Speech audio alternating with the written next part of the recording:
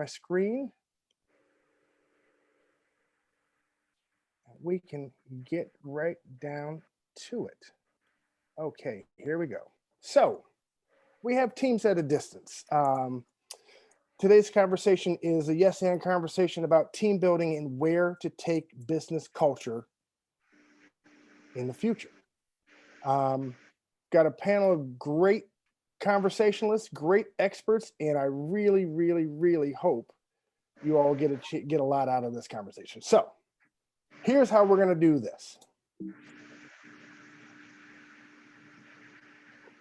Sorry. So today's conversation is going to be 3 rounds of questions. There'll be a couple of intro paragraphs. I'll read those. Then each person will get a chance to respond 3 times. 10-second response, 30-second response, 90-second response. Once we do that, we'll move into a general discussion of the topic before we move on to the next group. We have 90 minutes for today's discussion. We're going to start with a 60-minute timer just to see and make sure we're on time. If everybody can see that. Then at the end, we may have time for a few questions, but we'll probably just look at our discoveries and see what we came across today.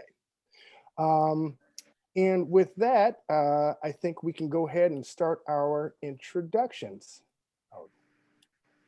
So I'd like to hear from our panelists today. We're going to practice our activity with a 10-second response, go around to all the group, and then we'll do a 30-second extended response just so you guys can practice the idea. Everybody ready? Okay, so here we go. So here is, we have some panelists that are going to be joining us here shortly. But let's start off with Clark. What's your 10-second response to who are you and what do you do? Yes, and I am a lifelong learner and helper of others to become the best that they can be. Beautiful. And next we have Deanna. You're up. Hello, everyone. I'm Dr. Deanna Bond, psychologist and consultant, working with schools and leaders to support young people as they transition back into their home, school, and communities. Fantastic. After that, Jean, please. Good morning. Jean Dutch Ravines, CEO of an education organization focused on developing leaders to transform education outcomes for low-income students, particularly Black and Brown low-income students. Fantastic. Thank you, Jean. Next, I'd like to hear from Natasha. Hi, good morning, everyone. I am a writer and consultant, and I work along with Jared as well. Beautiful. After Natasha, we're going to move over to Ingrid. You're up next. Hi, I'm Ingrid Hadley, and I'm the founder and principal of ILH Possibilities. I am a diversity, equity, and inclusion master thinker and strategist, and I like to joyfully make space for everyone. Fantastic. I'm adding a new panelist. Her name is Karina. We'll give her a chance to get in. But in the meantime, let's go over to Karen. You're next. Hello, my name is Karen Adams, and I'm the principal and creative director for HA31, which is a marketing communications firm that focuses squarely on higher education. So we work with colleges and universities to help them with all kinds of communications issues that they may be facing. Fantastic. Karina, did you make it in? I did. Hi, everyone. I'm Karina Momry. I am a middle school director at a school in Oakland, and I was the director of student life and community at Stanford Online High School for the last 4 years prior to this year. Fantastic. All right. So can everybody see the screen? You had a chance to look at everybody's bio and headshot. Some people will be joining us here in a second, and I will be promoting Karina to a full-on panelist as we speak. So this is great. So let us take our next step. Karina, can you see everybody? Are you on the? I'm all set now. Thank you. Okay, beautiful. All right. Well, then let's keep moving, shall we? This has been fantastic. So I want to start off with a set of questions, right? This first round of questions is group one, imagine the future. So if everyone could just take a moment, imagine it's 2025, not the day before the election. But since we're going to stream this on the 11th, it will be 7 days after or 8 days after the election. But imagine it's 2025 and we've adapted all of our systems to allow for purpose-seeking achievements in an infinite variety of ways. So however you made your money and achieved what you wanted to achieve up until this point, don't worry about it. Now we're doing something different. The biggest win of your career happened recently when you were greenlighting a program you dreamed about. While making this dream a reality, you demonstrated how this program made the world a better place for all people. As a result, we have a novel way of approaching our business. Business has embraced a set of sweeping changes with a catalytic impact on profitability by welcoming in a far wider set of candidates, which has led to a BIPOC hiring boom. Black people, indigenous people, and people of color are hired en masse in organizations all across this country and around the world. Unemployment rates, even among the most under-enriched sectors of our society, are lowered significantly in comparison to the previous, mostly white statistics for the first time in modern history. Our first 10-second, 30-second, and 90-second yes and begins with this question. As you look at our vast world, today, what have we created that has propelled the sense of equity amongst your teams in your work environment? And let's keep the same order. Clark, Deanna, Jean, Natasha, Ingrid, Karen, and Karina. Everybody ready? I will start the timer first. So first round is the 10-second responses. Clark, you ready to go? Yes. All right, you're up. Yes, and we used the awareness created in 2020 to take positive action and to help see people for the true value that they have. Beautiful. Well, next is Deanna. Thank you, Jared. So as we look and reflect on the work that we've done this far, we have tried to modify policies and build leadership skills in each individual team member within our group. Beautiful. And up next, let's go with Jean. We use the dual pandemic of 2020 as an inflection point and as an opportunity to transform how we go about our work, particularly in terms of how we educate our students. Very good. And up next, Natasha. I believe that we teach people how to remove categories so that they can see people as the same no matter how they appear on the outside. Fantastic. Right after Karina. Oh, you guys know who's next? Ingrid. Or after Natasha, sorry, Ingrid. You're muted. Sorry about that. I was on mute. I'm sorry. So really just taking it back to basics and educating folks on exactly what equity means to the workforce and what it means, period. There's a vast amount of people who have no idea that their workplace is inequitable for others. Very good. And next we have Karen. We have recognized that it's not a single point in time, but it's a complete continuum that is always ongoing. So it's a commitment to an ongoing effort. Very good. Okay. And next, Karina. We have created an environment and culture within the organization that people feel valued and supported and are able to share all aspects of who they are with their group community. Very nice. Okay, now is that everybody? Let's go to the 30-second responses. So everybody has an opportunity to expand on what you said prior, and let's start with Clark.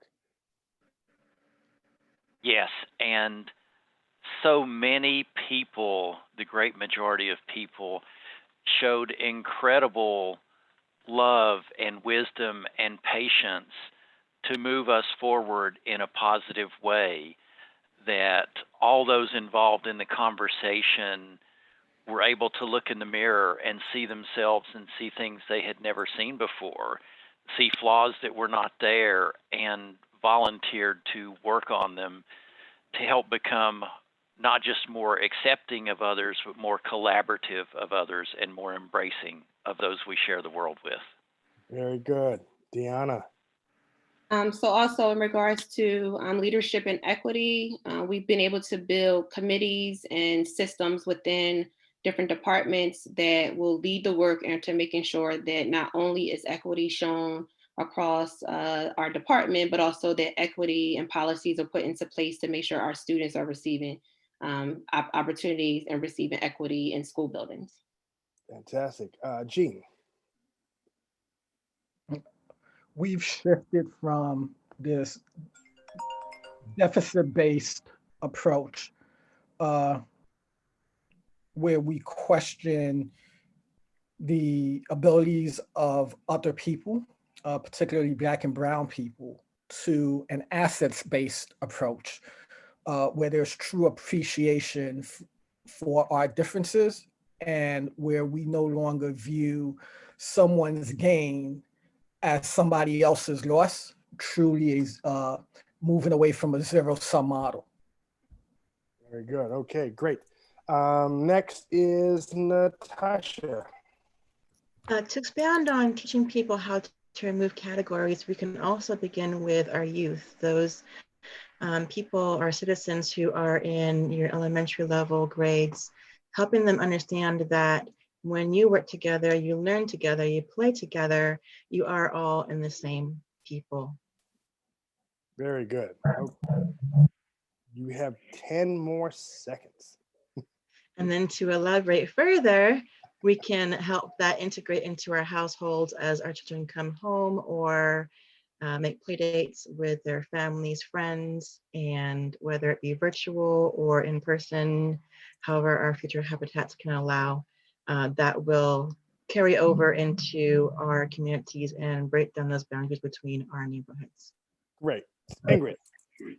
Yeah, so my work really, it's around education, right? It's never the assumption, it's actually challenging assumptions.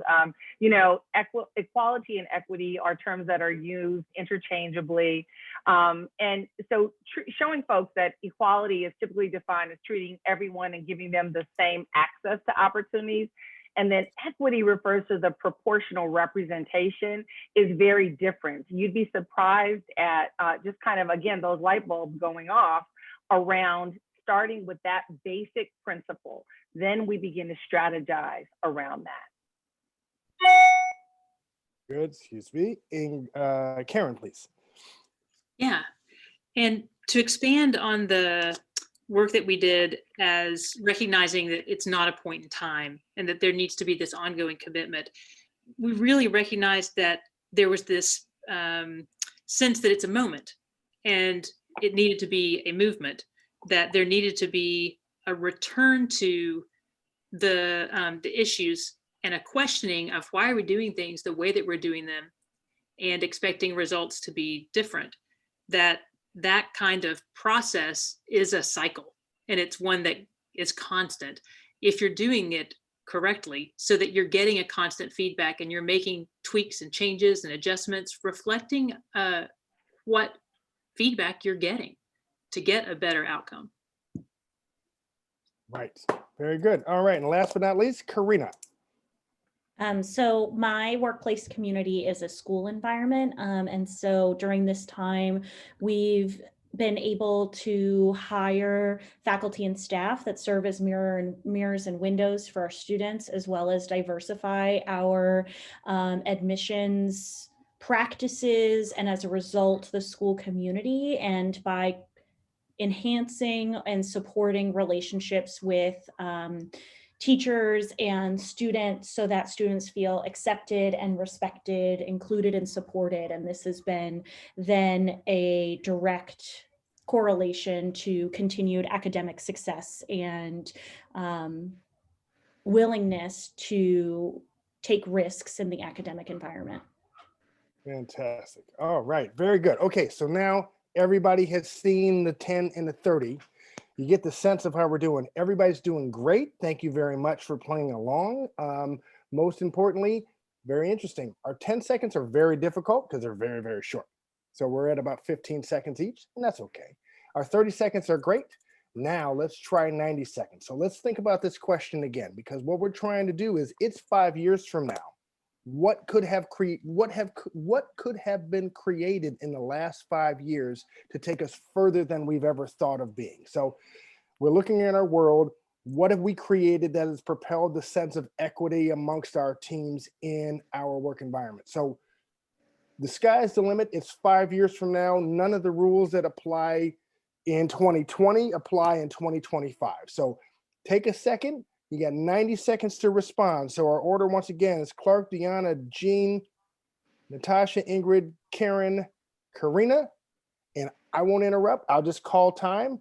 And if we could start, the one person that's scoring the most points right now, not that there's points, but Clark has started all of his responses with yes and. So let's try and incorporate our inner Clark to our 90-second responses. Everybody ready?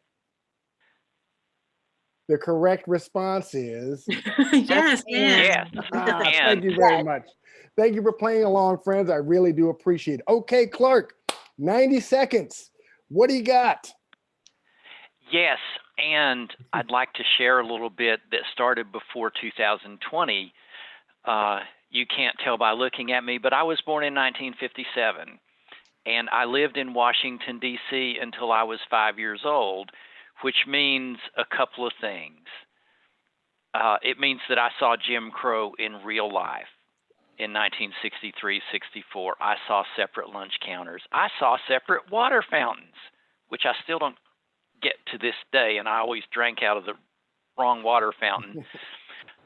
But I saw incredible love and passion and hard work to begin to change things. And things got a little better.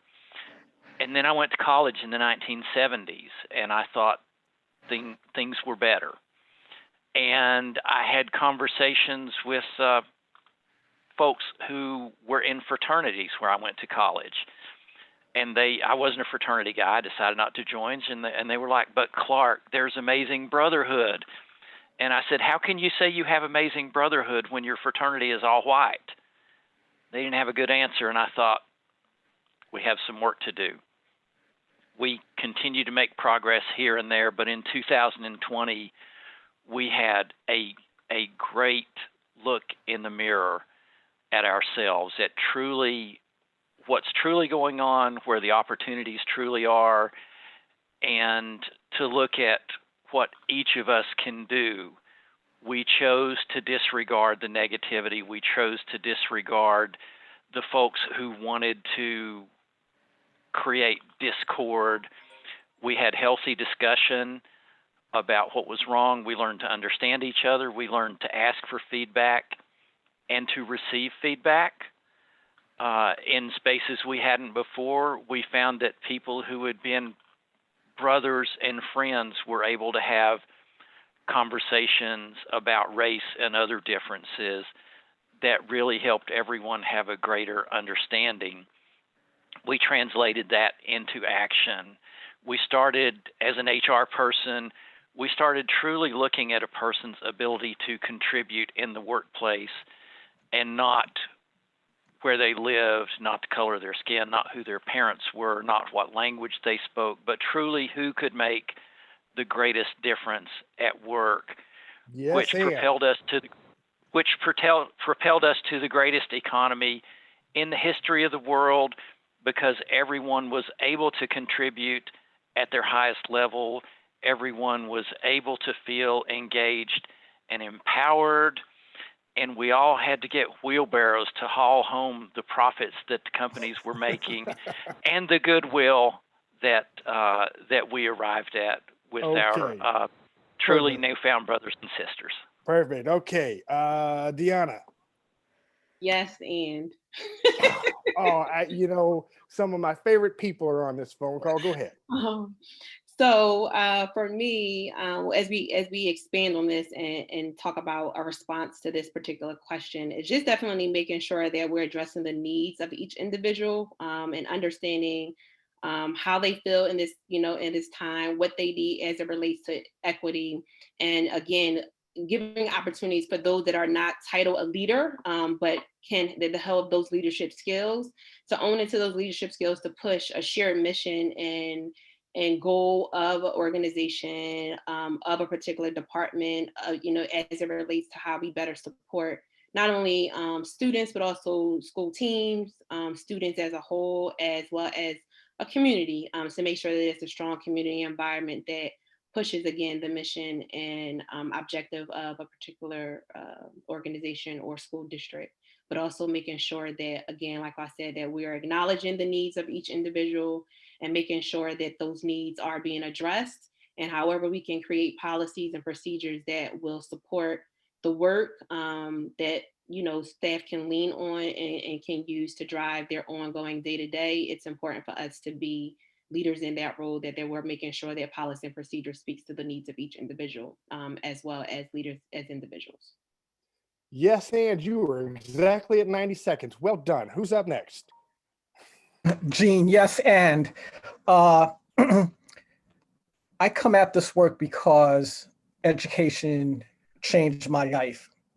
Youngest of 10 first-generation Haitian American, and I've been fortunate enough to have diverse teachers and principals. Unfortunately, that is not the case in K-12 education in America.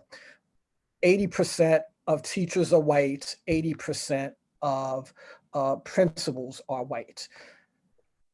5 years from now, the goal would be to help diversify the workforce in such a way that people truly understand the power and the benefits of equity, of creating a set of high expectations for low-income students, particularly Black and Brown students, to drive outcomes. And the power of being able to make that happen is that education becomes the exemplar for our country, for corporations, around what is possible when you truly have a workforce that is diversified and that is focused on driving outcomes for everyone, not only a subsection of our country. Very good. With 11 seconds to spare. Thank you, Gene. Okay, Natasha. Yes, and I agree that education for some people has been very supportive in terms of bringing them a very diverse support group in their education and help them become better citizens of our nation. To elaborate on that as well, on Deanna's statement about equity in our environments, I believe it is very important to press that, in that in 2025, we will be able to achieve that based on teaching people how to take away categories, as well as increasing their awareness about diversity, teaching people that we are all the same because we can all eat rice, and we might use different spices on our rice, but we all still eat rice. So does that change us as people? Are we different then because of different spices? No. So in that kind of analogy, we can integrate that furthermore into our education system, as I was mentioning before, as well into our youth, and that'll help change the future so that in 2025, we will have an equity, inclusiveness, and diverse group throughout our nation, not just in our education systems. Very good. Okay, thank you. Ingrid, what are your thoughts? Yes, and with equity. So, it's important that we have now evaluated and called out what isn't working via listening sessions and culture surveys. And we're boldly digging up the archaic and creating a roadmap for success with pipelines for education, career pathing for the BIPOC community, women, the able-bodied, and the LGBT community. These pipelines began in 2020, and we began to build C-suite employees who are the decision makers now in our corporate spaces. by doing this, we actually were able to create economic mobility, and we lost less employees. They actually became more loyal to the workforce that we oversaw. Senior leaders have now rolled up their sleeves, and they have implemented streamlined processes that allow them to be more available and allow for the teams to be more available to not only their homes, but their own communities that they serve. Very good. And Karen, please. Yes, and Ingrid, that was awesome. We saw that 2020 inflection point, and we saw that it was moving many companies to recognize this moment, and they were doing something for the culture for a moment. And we did not want this opportunity to pass as a moment. And so we took the chance to develop anti-racist policies that were not something that was hidden down on page 307, but was on the front of our proposals, that was made very public to be part of not only how we recruited a prospective client, but how we recruited prospective employees, how we decided who we would partner with in adjacent capacities. It became something that was the touchstone for everything that we did, because it was always present and something that we were working with on a daily basis, not a moment or something temporary, but something that was visible. And as our group continued to have success, when we were asked, what helped make you successful? That's the policy that was up front and that we could point to as this is what enabled our success. All right, next, Karina. Yes, and in 2020, most of education took a major shift with pivoting to a forced transition online that a lot of schools weren't ready for and didn't have experience with. And so by using in a framework of every problem fits into, is it a knowledge issue, a motivation issue, or an organizational structure issue? Schools were able to, between 2020 and 2025, be able to problem solve and look at ways that the organizational structure was what was causing a lot of discomfort or inequities or harm, and really be able to pivot and create new strategies for students to make sure that they felt connected. And with that forced transition online, it also required that teachers and educators had the knowledge for the strategies to incorporate students within their school in that distance learning environment.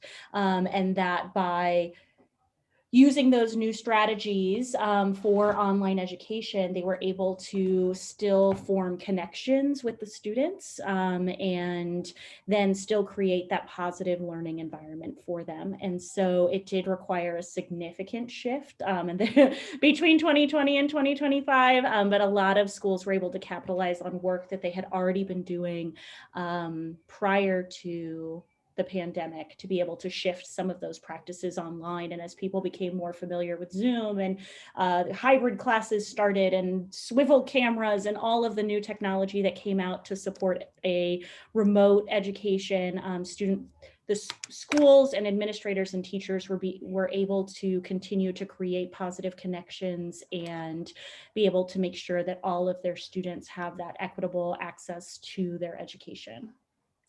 Very good. Thank you so much. You guys have literally done the hardest thing that I will ask you to do all day.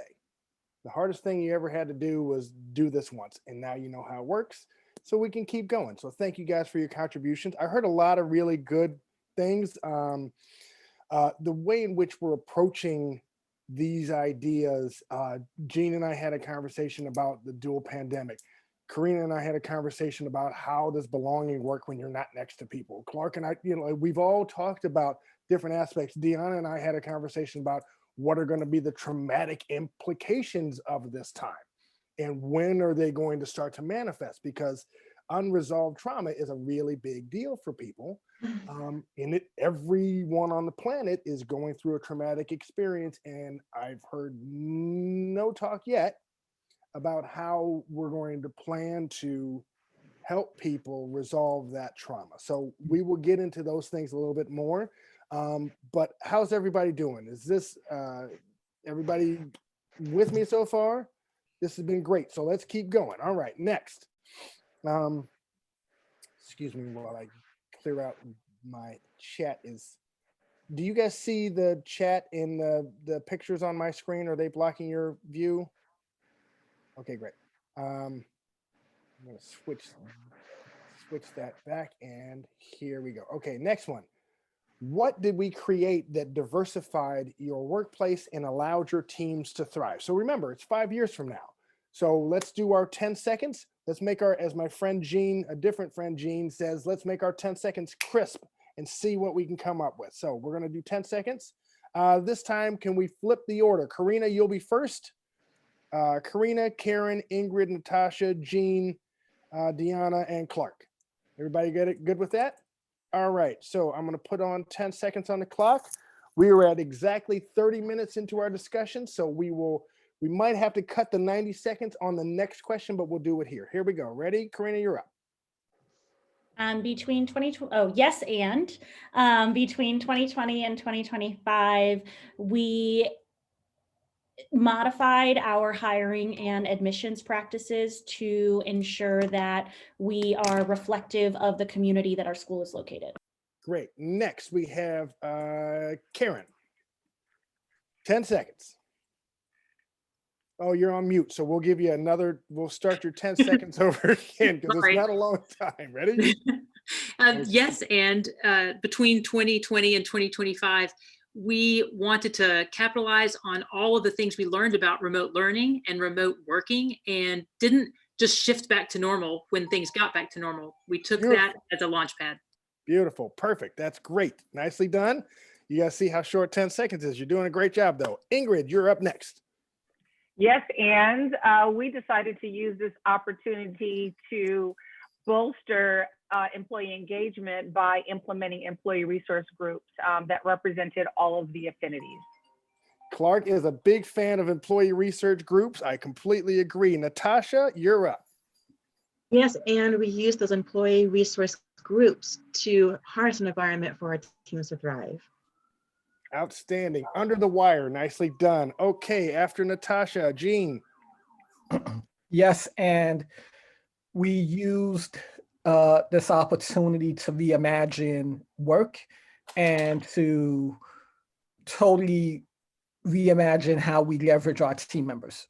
Yes, nicely done. And next, I'd love to hear from Deanna. Yes, and we use this opportunity to modify systems that we had in regards to how we diversify leadership and identifying new team members. Excellent. After Deanna, last but not least, Clark, you're up. Yes, and the leaders and the grassroots constituents of two of our greatest institutions, the business world and the educational world, changed the way we did things that created inequity. Beautiful. Sorry for going 3 seconds over.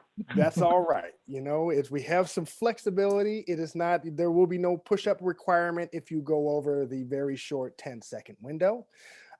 Okay, cool. So let's everybody get a chance to get the gist. Now let's expand it a little bit because I want to get into a conversation. So let's do the 30 seconds for this one.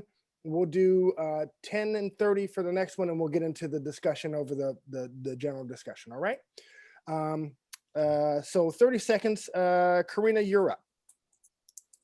Yes, and in the independent school world, diversity, equity, and inclusion work is relatively new, and I am grateful to work at a school that has been engaging in this work for quite some time. So when 2020 came, we were able to leverage the affinity groups that we already had on campus for both teachers, parents, and students to look at ways that we can really incorporate their views into creating a unique and positive learning experience for current students and future students. Very good. Okay, next, Karen. Yes, and learning and working styles, we figured out they're different and that they're also dynamic. What they were one day may not be the same the next day. And so there need to be dynamic responses to those different styles as well. We learned that accessibility is necessary for everyone. It is a right and not a want to have.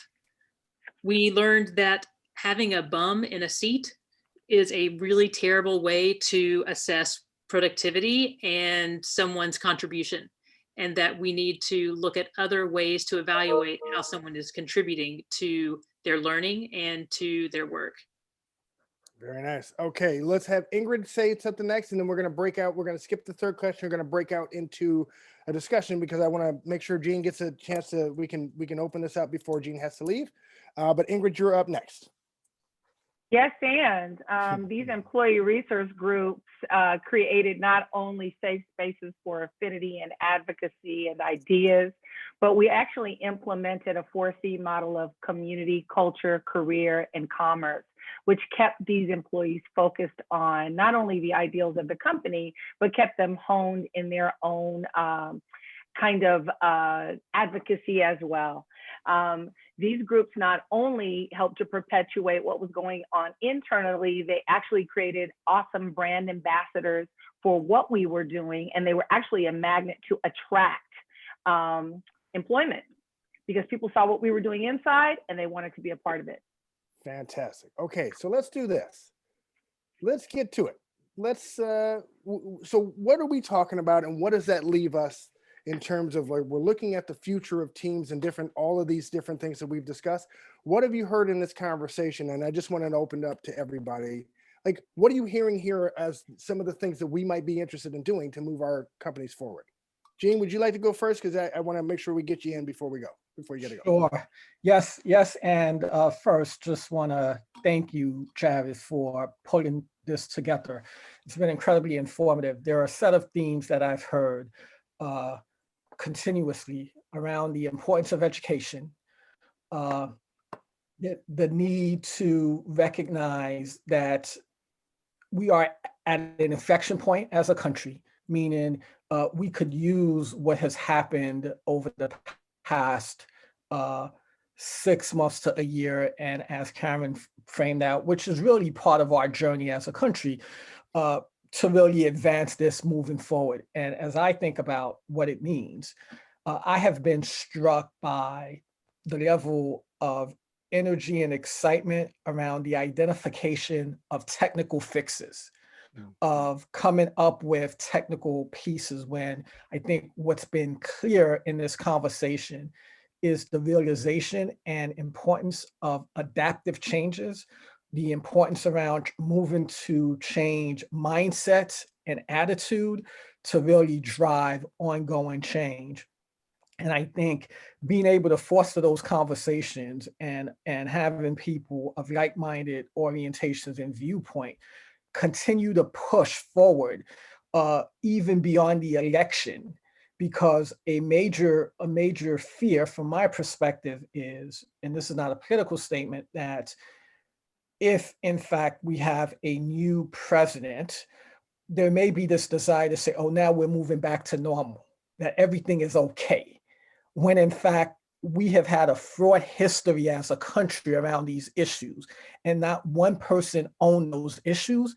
And it's incumbent upon us, irrespective of how this election turns out, to have the same level of urgency, same level of focus to achieve the goals that were laid out earlier in the conversation. Agreed. Who wants to chime in on that? Who wants to respond? Open to anyone. I just want to say how, go ahead. Let's go Karen and then Ingrid. You got it. Well, I was really resonating with what you were saying about, forget the election, because I do worry as well that depending on the result, there could be this collective, okay, well, now everything's fine. And that is not what we are going to have any kind of success with. We have an unfortunate momentum. What has gotten us to this point hasn't been good stuff, but we need to take that momentum and roll with it and Yes. keep making progress, because otherwise it's wasted, and Yeah. we can't let it get wasted. Ingrid and then Natasha. And then I want to get Deanna and Karina and Clark in too. Yes, I- and I I- think Yeah, Oh, right. Ingrid and then Natasha. So let's just keep. I'm looking at my screen and I'm kind of going around in a circle. So yes, and I think it's so important that we now take. It's good that we would have taken in 2020 a very pointed approach to understanding that there are disparities and misrepresentations and underrepresentations of Black people, of the BIPOC community, and that we would actually not only enforce, but that we would be very intentional about how we build pipeline, how we recruit, how we sustain, how we build into the fabric the importance of diversity, and not just a monolithic diversity. All Black people are not the same. All women are not the same. So we need to be very intentional about how we pull out those salient attributes that make us who we are, and they are recognized. So I am happy that we moved forward in 2020. Actually, the election did inform a lot because it called out a lot. We got a chance to see people as their full and authentic selves. And we either agreed with that or we did not. And so unfortunately, it put a blemish in some relationships, and it actually made us not want to work together. So being able to allow, even putting processes in place that allow us to have freedom of thought and be who we are, but not necessarily talk about our political views in the workforce, was really important as well. okay, Natasha. Yes, and I agree on all the prior three comments. Our political campaigns that are happening, our election going on right now, has swayed us, has caused us to think, okay, this can cause a turn in our events that have happened this year. But it is to also say that, no, this is not what's going to be the solution in of itself. Right. And I agree with Ingrid as well in that, politics does not belong in the workplace, and it does not help harbor a inclusive environment.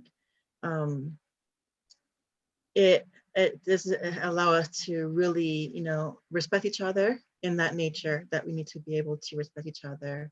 And the workplace is one of those places that we will be able to bring people together of all nations in that BIPOC group of individuals, to highlight, yes, not every Black person is the same, not every mixed person like myself is the same, not every woman or man are the same. And so we do need to be able to take what we've learned from these experiences this year, politically and individually, and really push that to keep the momentum going.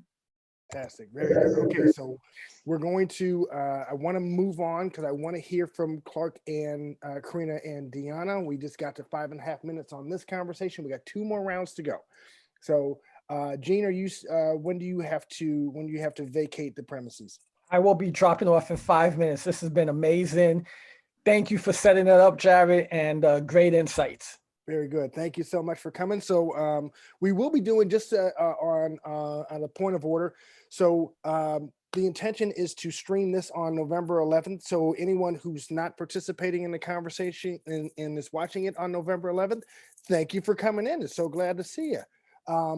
And we will be doing a second part, which will be Culture at a Distance on November 30th.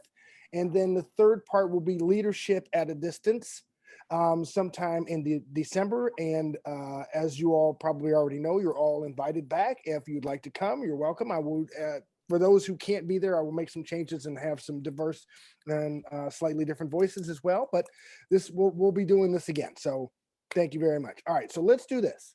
Let's move on to group 2, and we'll see if we can get to group 2 before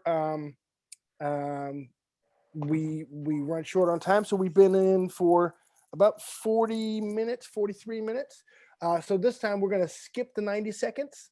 We're going to Do the 10 seconds to 30s, and then we can get into the discussion quicker. Does that work for everybody? Very good. Okay, so group 2, winning troop teamwork. If we thought change was constant in the past, we now know that change has given us the opportunity to reshape almost every organization into a high performance team. These teams collaborate, ideate, and execute across all projects and departments.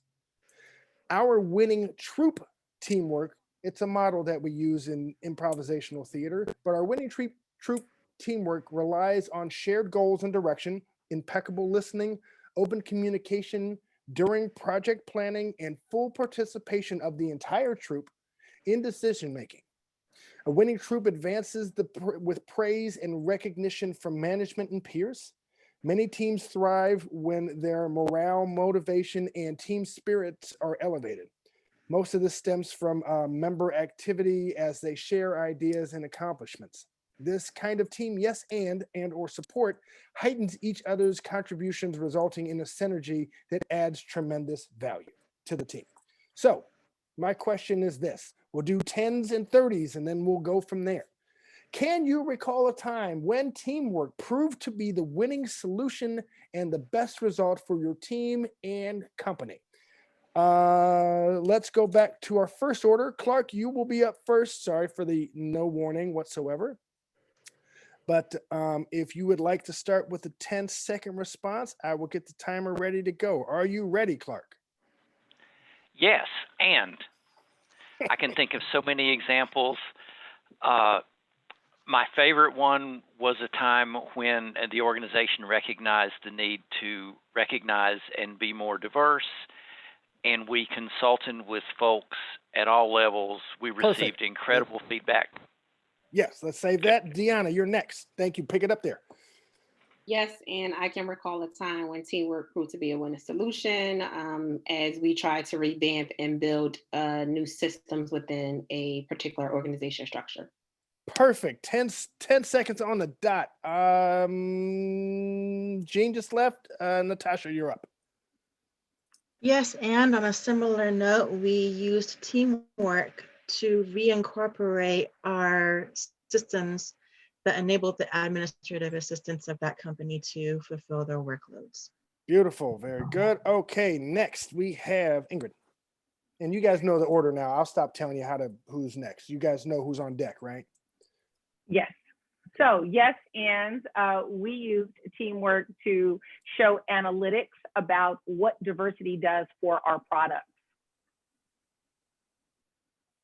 Yes, and last night after dinner, that's how the kitchen got clean. It was teamwork. That's perfect. I know that is exactly my experience as well. Okay. So Karina's next, I think. Yep. Yes. And when working with a diverse leadership team for the school to pivot everything to distance learning, multiple thoughts were important and valuable. Very good. Now, so 30 seconds.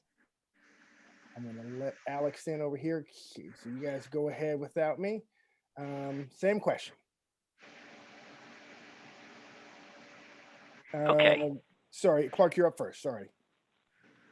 Yes, and in a former call center, we recognized the need to increase the number of bilingual Spanish speakers we had. And after much wasted time listening to senior management, we gathered all the bilingual speakers around the table.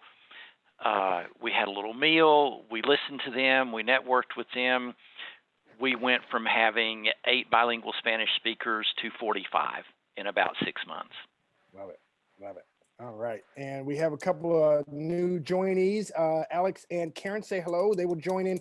You guys will see the pattern. We're on 30-second responses. Here's a question. We'll get to you guys in a second. Up next is Deanna. Yes, and we took our referral intake process within my center, modified to a virtual component so that our outside partnerships with local communities can now interact with us virtually, as we will remain in a virtual setting to provide support for students as they transition back into our school district. Very nice, very nice. Okay, up next after Deanna is Natasha. Yes, and our team was already a diverse group, and we utilized our own skill strengths to come together and put together the ideas on how to implement the systems for the office, which entailed 1,000+ people. Got it. Very good. Okay, next, Ingrid. Yes, and we decided to take a look at our content and our demographic and what was being underserved. So we actually pulled together a group of diverse folks that put together a task force, and we talked about casting, development, and marketing, and came up with strategies around that to deliver a great product. Outstanding. Okay, very good. Next, let's go with Karen. You're up.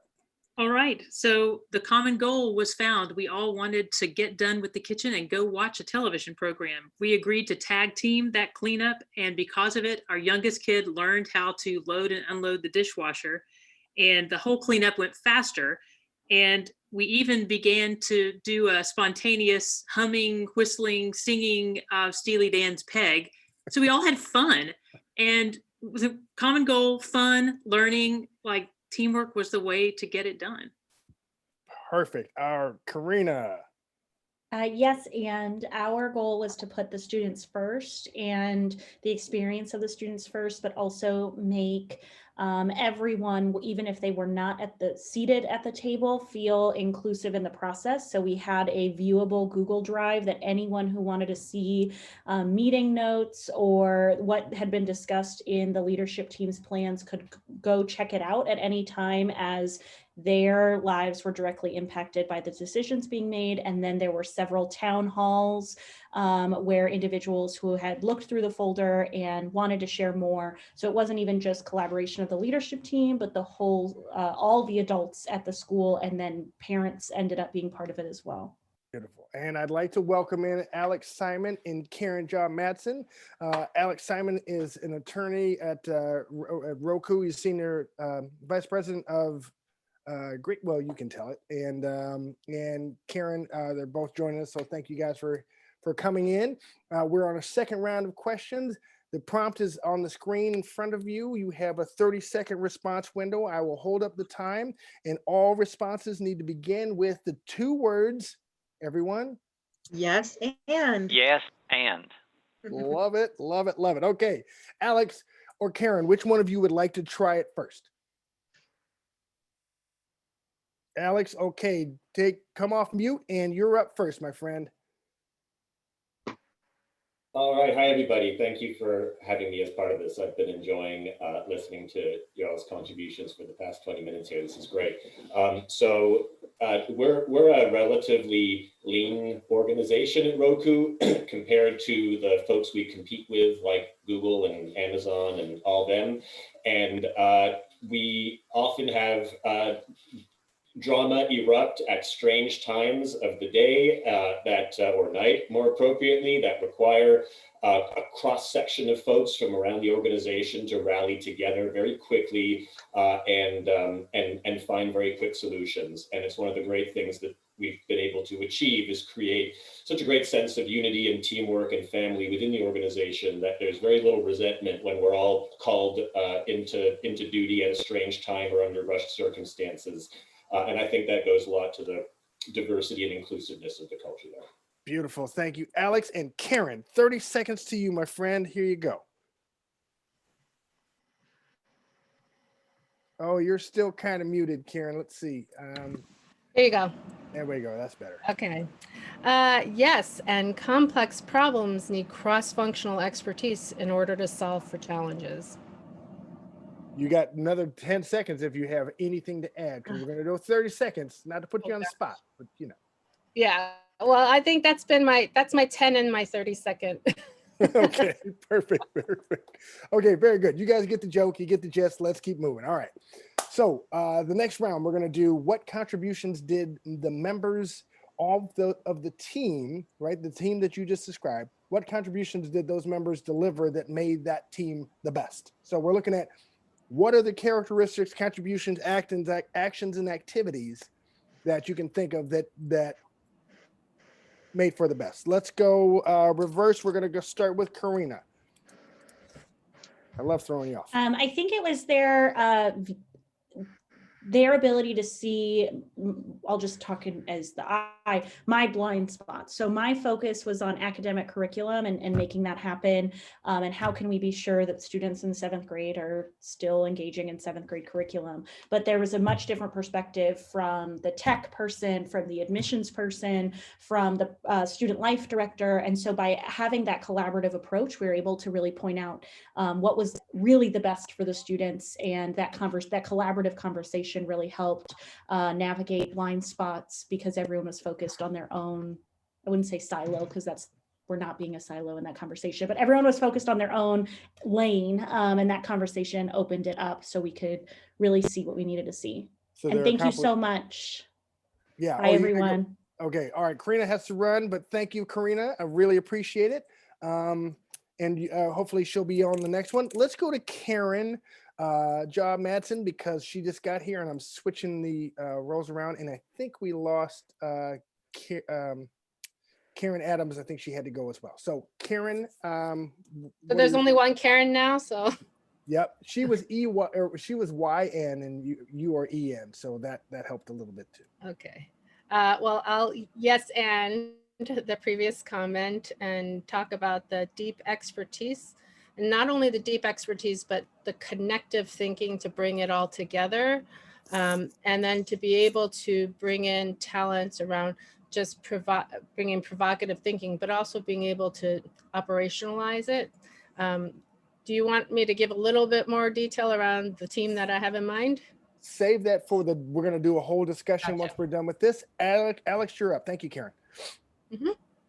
So I found, especially when working under challenging circumstances, that the ability to what I'm told is called practice level 2 listening, where you're not just listening to the words that your colleagues are saying and waiting for your turn to respond. You're really trying to think about what is the emotion and the intent and the thought behind the thinking, and why is your colleague bringing this up or that up.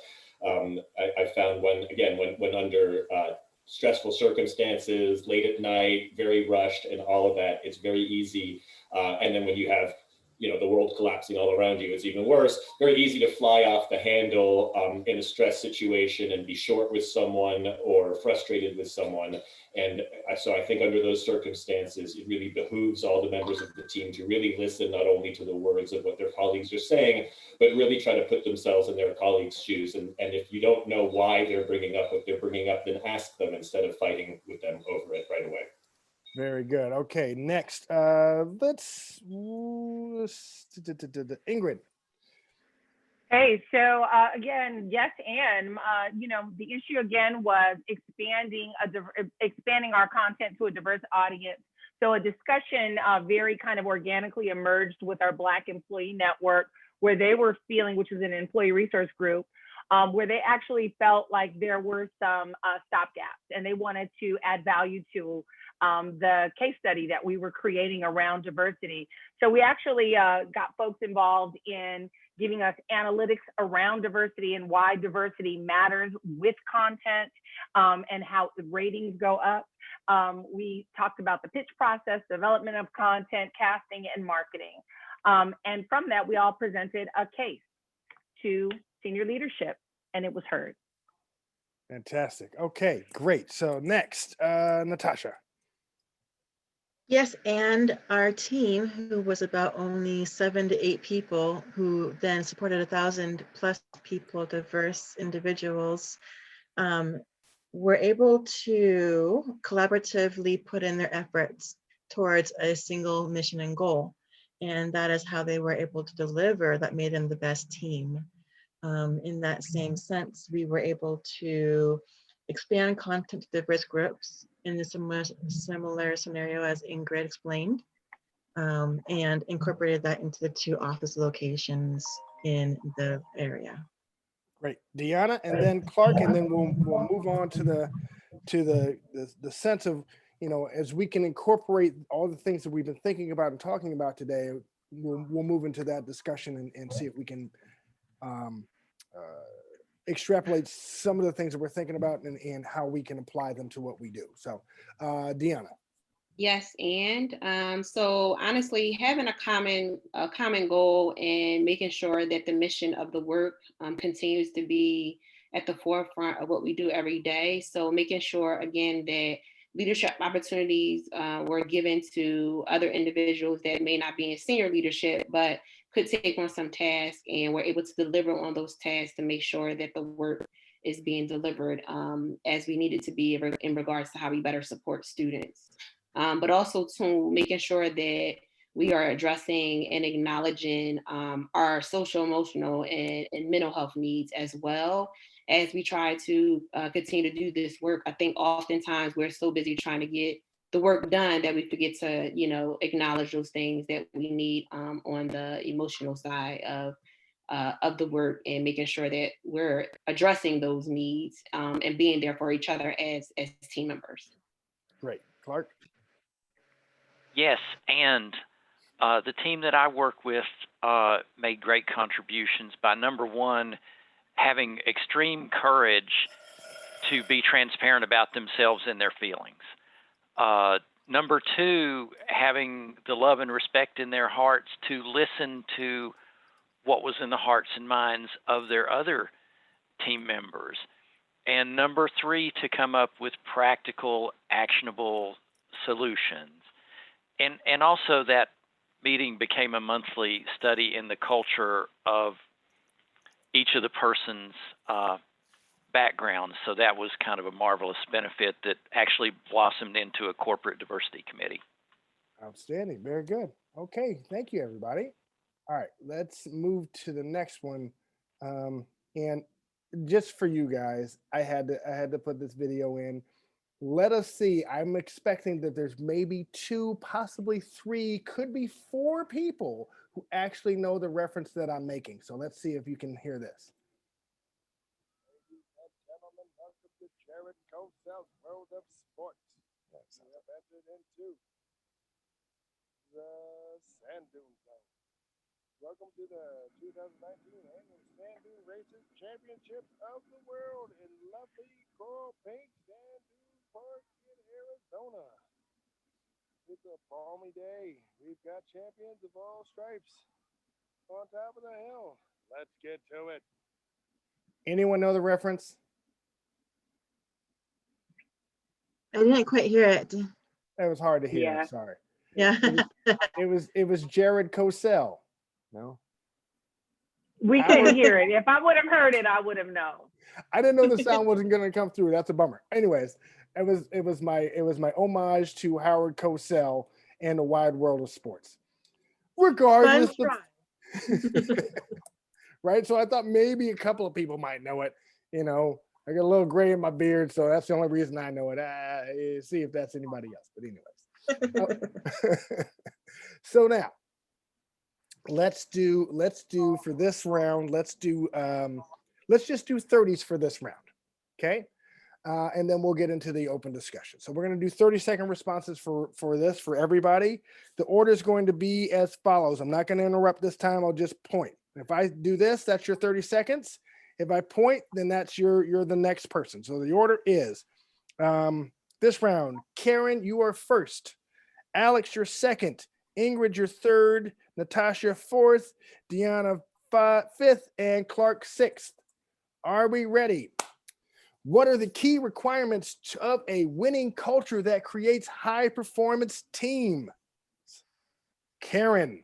Well, I've done a lot of work in this space, and a lot of it is context-driven, but the one common theme that comes across diversity, culture, all that kind of stuff is you need psychological safety. If you don't have psychological safety, nothing else can happen. So that is a key requirement, regardless of context or organization, of building a winning culture that creates a high-performance team.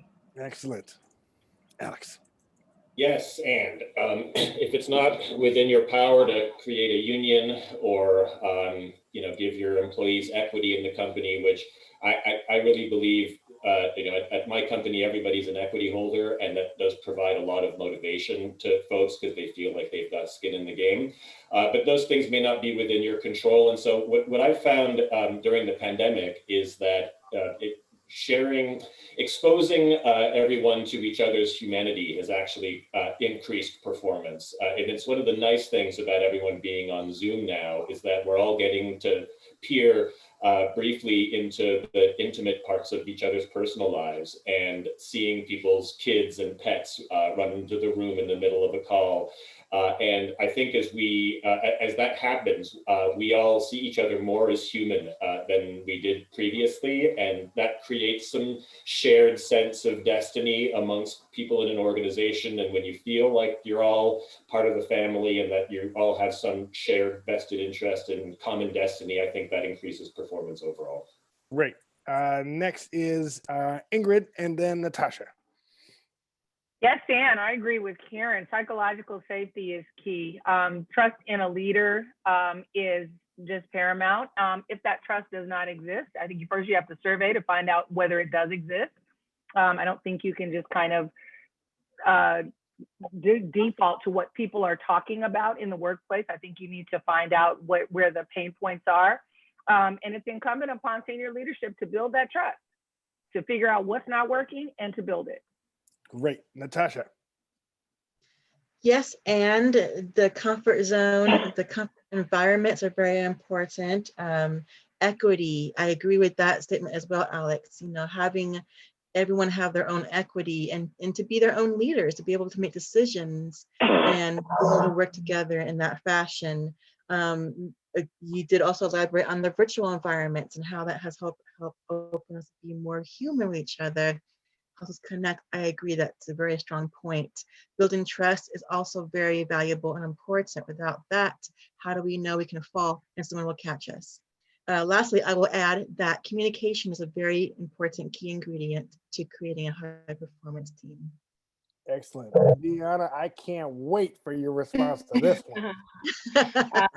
Yes, and we talk about culture. I think everybody touched on great points around the psychology piece of it, setting expectations. For me, which is always big, I'm a big person around SEL and emotional intelligence. So for me, those key components of being self-aware of who you are, being socially aware of, the needs of others, empathizing with your team and understanding what their needs are, building healthy relationships in a work environment. They may not all get along, but we have a common goal, common value about what the purpose of the work is.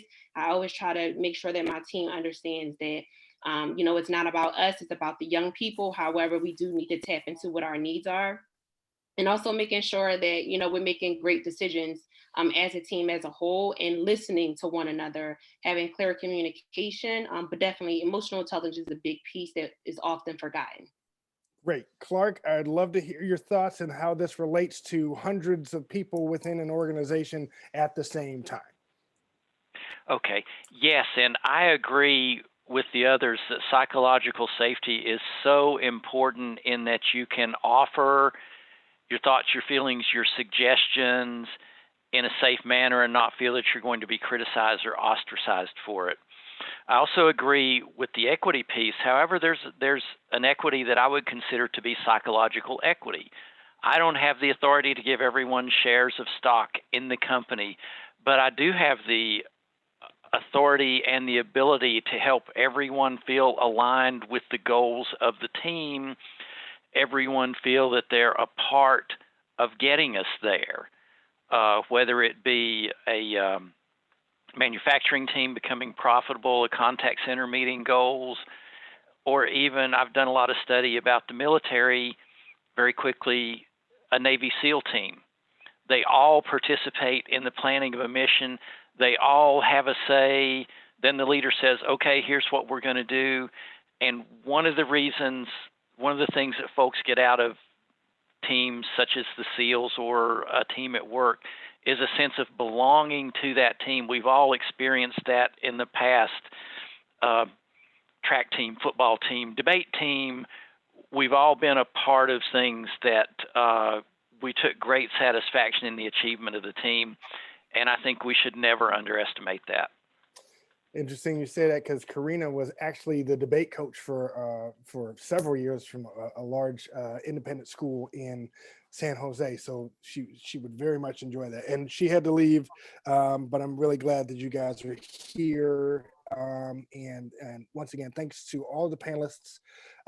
You guys are really helping me see through to a lot of great learnings in this conversation. So thank you. All right. So next, let's get into it. What I want to do is I want to figure out, we talked about psychological safety. We talked about, how to include people. What are all of the pieces that we've discussed thus far that really are available for us to drive to a just company culture? Thoughts? Deanna, you go first, and then Karen second, and then we'll just open up and see who comes next. Yes, and I think honestly, we think about like where our culture is now. You and I have had in-depth conversation just about trauma and how everybody is adjusting to this just change.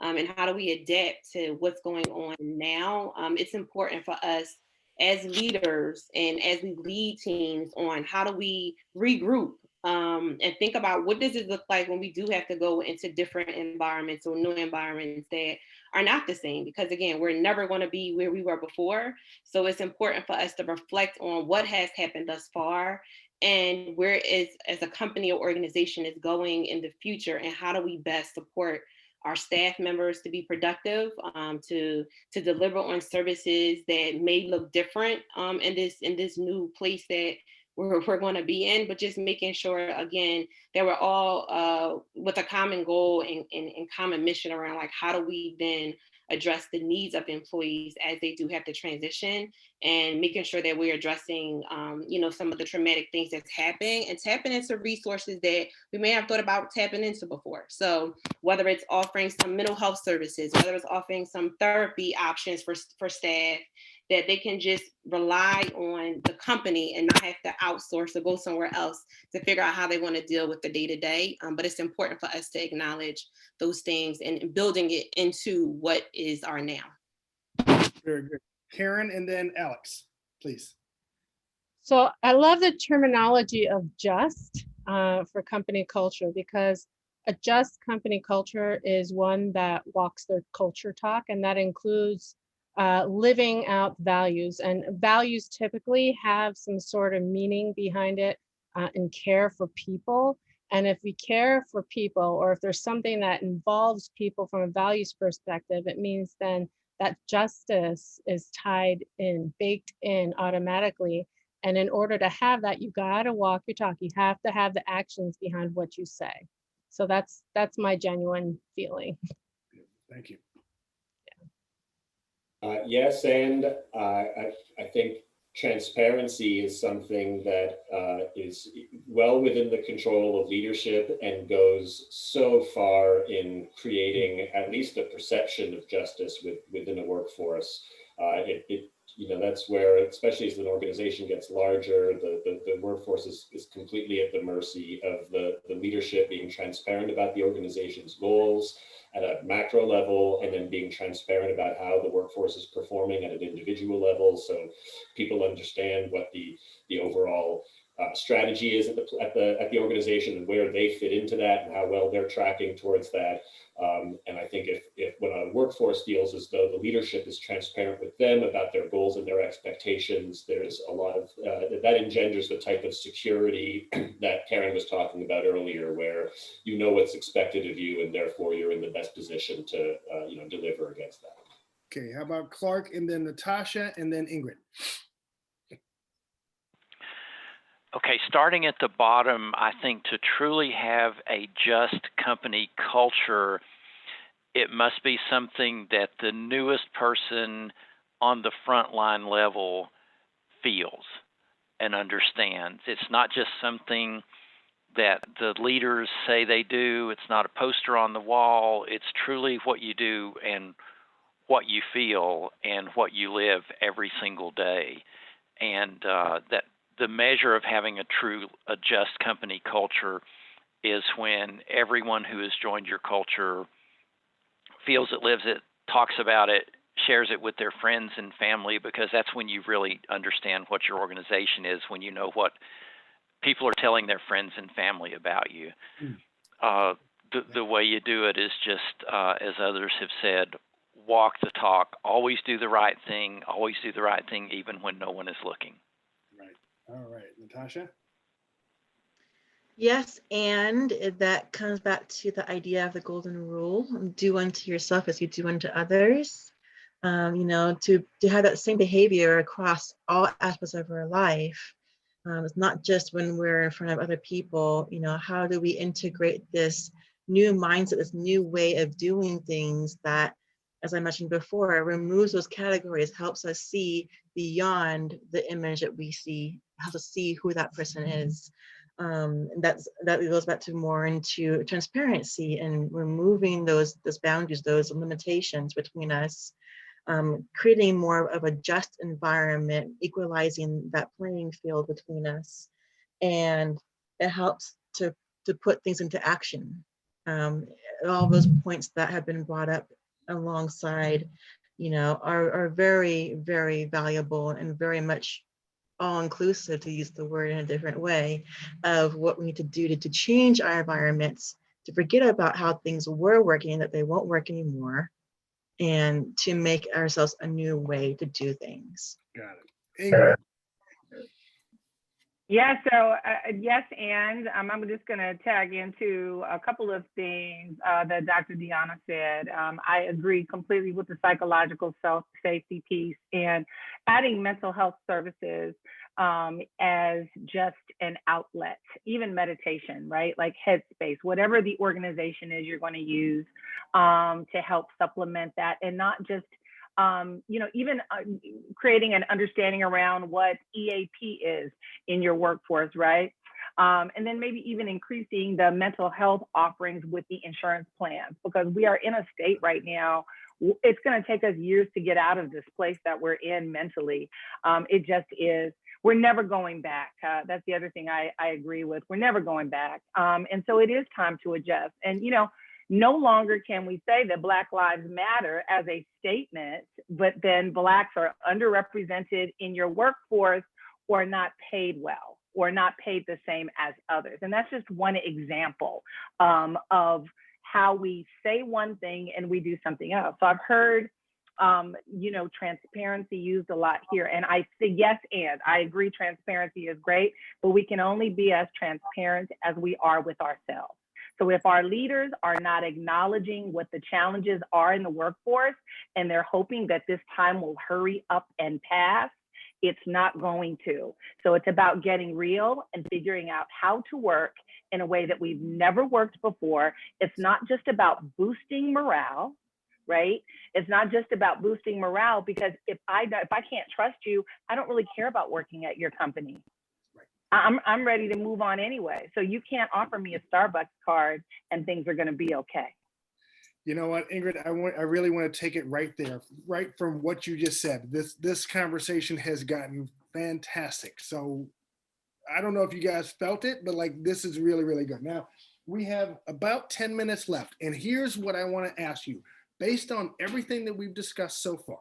Right. And like Ingrid just said, it's not just about a Starbucks card. If I don't trust you, I'm not telling you anything about me. So don't even try it. Right.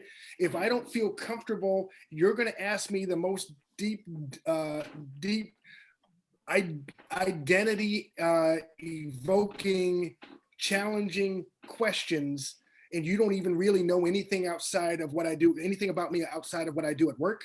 That's not going to get us anywhere. So here's my question based on everything that we talked about so far.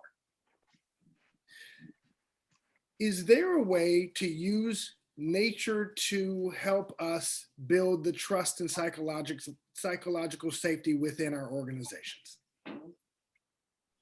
And if yes. Can I just go? So I actually am working with a group right now, one of my employee resource groups in Northern Cal, is actually using as one of their launch events, they're doing a hike. It's a socially distanced hike, but it's a storytelling hike. And each person is going to give the origin of who they are. And they're gonna share with their team, and it is a newly formed team, and they're gonna share with others what they feel comfortable sharing. But it is at their, it gives them an opportunity to be out. It gives them an opportunity to literally be free, and it gives them an opportunity to be transparent to the point that they feel as though they can. Got it. Who else? Clark, what do you think? I agree. And as you and I discussed a few days ago, we've all been through learning sessions, training sessions, retreats. And what I've found is that if you went to a 1-week retreat that I facilitated years ago, you're probably not going to remember me standing at the flip chart explaining the differences in personality types. What you'll remember is after that exercise, when we all went outside and used teamwork building skills to simulate climbing over an electric fence. And you'll tease each other for years about, yeah, you got shocked on the electric fence and I didn't.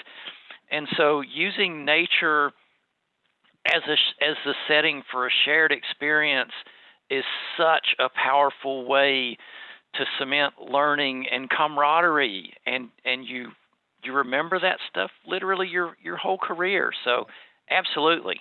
Great, thank you. Let's go Deanna, Karen, Alex, Natasha, and then I got one more question for you, and then we will be done. That was easy. Come on. Yes, and I definitely believe that nature brings a sense of oneness with teams, oneness with what our environment looks like, seeing, the world as it is and not as how we want it to be or how we're trying to change it to be, but just being reflective of what's in front of us, and looking forward to the opportunities that are going to come. I mean, I know this is a tough time for all of us. As I talk about, like I said, mental health is a big piece for me. A lot of us had to adjust to things that we never thought we had to adjust to. So I do think that nature will be a great opportunity to do some team building with, teams and coming out of, environments that we've been comfortable with being in, for I don't know how many years.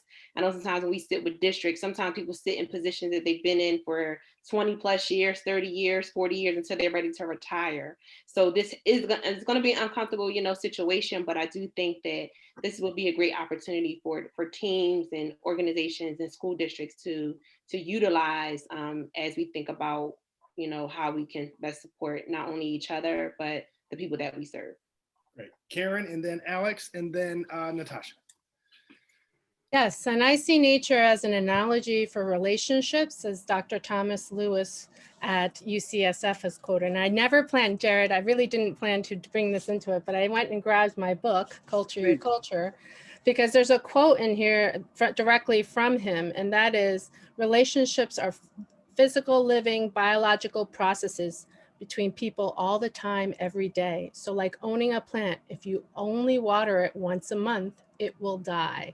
So the effects of relationships and experiences at work, they need to be cultivated. They aren't transactional. They're a relationship that needs to be constantly fed. And so this is where nature can be a great analogy in terms of what brings relationships life. Nature is all about life and what it needs to survive. So that's how I see nature and how it can be incorporated into company culture. Perfect. Thank you. Alex. So I've spent my career working in tech, mostly with engineers who stay as far away from nature as possible. So I don't have any great examples from any of the places I've worked at integrating nature within the culture. I will say, though, that I moved to the West Coast from New York City 3 years ago.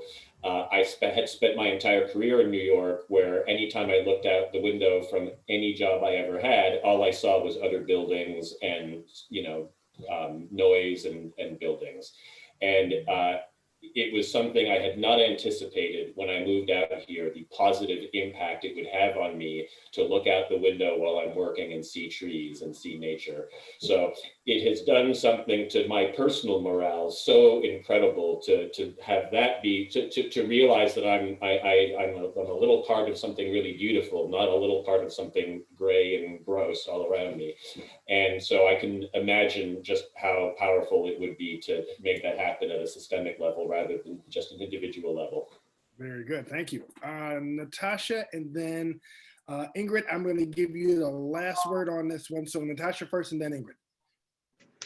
Yes, and I agree that getting out of the concrete jungle into nature is a great way to help change our environments.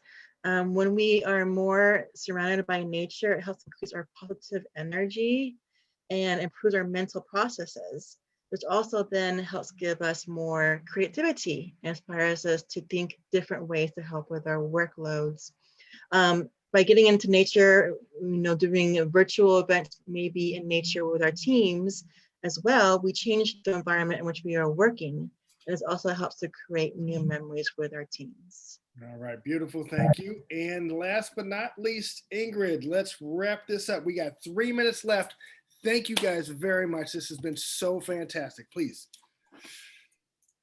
Yes, and so for me, I am a part of my diversity is I love God and I love God's creation, and so just to be in the midst of it and to look up into the sky and just see the heavens and the earth, or be at the beach and see how deep the ocean is, it just gives me a sense that there is something much bigger than me, and that if there's something much bigger than me that can create this beauty, there is still beauty to be created in the world. And so my thing is always, how can I be that vessel? How can I connect the teams I'm working with and the people that I'm leading to that beauty? So for me, nature is at its barest element. It is why we exist. It is the creation. And so from that, if you can start with that being the creation, then anything is possible. That's right. And just so you know, like my thought on that, we had to skip this group and we will add it to the next group. But all of the photos in this slideshow is from a trip that I do with a bunch of 7th grade children every year for the last 17 years. And one of the things that when I look at that group and how it relates to the overall, like communities, it is children that live in the city that never go outside. They go outside, they don't go in the grass, they don't want to get dirty. By the end of the week, I got them filthy and wanting to stay longer. And I think that all of that learning and all of that is valuable to adults as well. Like, it's so amazing to me that like until you become 18 years old, everything stops at 3 o'clock. At 18 years old, everything, if you go to college, it stops whenever. But then when you get a job, it stops at 5. So you go from 3 o'clock to 5 o'clock. You go from being outside a bunch to never being outside. And I think we have an opportunity to do something about that. And what I would love to do is I'd love to invite you all back to the next conversation where we're going to take a look at how do we get this? How do we integrate nature into our cultures? Is it bringing plants into your workspace, since our workspace is at home? That's not necessarily all there is, right? So if I can take my hotspot in my laptop and go work in a park, will I have better, will I breathe better? It depends on if I have allergies. Will I work better? Will I come up with better decisions? Will I be able to relate to what I'm doing and how it relates to, as Ingrid just said, how deep is the ocean? Well, if I'm spending the next day thinking about it, I might have a better sense of how that impacts the work that I do. But I want to thank you guys and give yourselves a round of applause for such a great panel. Thank you guys very much. This has been fantastic. And before we close, we have 15 seconds. I would love for everybody to give me one word about today's discussion. What would you say that you can take away from today's discussion? Let's start with Alex. I'm going to try to find new ways of integrating nature into the day-to-day life of the members of my team. It really not something that had occurred to me consciously until having today's discussion, and I can immediately see how it would help create some humility and connectedness and gratitude, especially these days when there's no shortage of things to complain about. Ingrid's words really touched me about looking to nature to remind ourselves of how lucky we are. So that's my take home. Beautiful, thank you. Deanna. I think you said one word, so I'm gonna say just innovative. And it was a great collaboration with everybody that was here, great discussion. Definitely takeaway is just how to utilize and maximize some of the conversation we had here today on how to better support and lead my teams. Great. Ingrid. Innovation and iteration. You know, what's good, what can we do new, and what exists already, what cultures can we lean into that are working that we just need to make a little bit better. Great. Karen. Energizing. So I think this is yet another example of where engagement energizes people and is so critical to building good culture, is making sure that everyone is involved and engaged and bringing of themselves to the table. So they don't realize how much they get out of connecting with others. So that's why I chose energizing. Thank you. Very good. Clark. I agree with Karen. My word is energy. Beautiful. Thank you. Natasha. Perspectives. Together, we were able to put a lot of different perspectives, but with all those perspectives, we were able to accomplish a big goal. Very good. And my word would be enlightenment. You know, every time I've had a chance to talk with everybody that's been on the panel at least once or twice, and every time I do, I find myself left bigger and more informed than I did when I started. So I think I want to thank you all for your candor, your honesty, your openness, your willingness to play along with the yes and all of the things. But most importantly, your perspectives enlighten those you interact with. And as one person that has been enlightened by you all today, I want to say thank you, and I really appreciate your time. And I hope that we get an opportunity to do this again. I'd love to have you all come back. And with that, I will exit out of this share screen if I can, and we will go from there. So one last thing, if you want to get a hold of me, my name is Jared Donahue Robinson. I work with a company called Third Way Solutions. I also run my own consulting firm where we work with executives and helping companies integrate culture with nature and using this moment in the pandemic to give people a chance to get outside, to reconnect with each other, because when you do, it's always a lot of fun.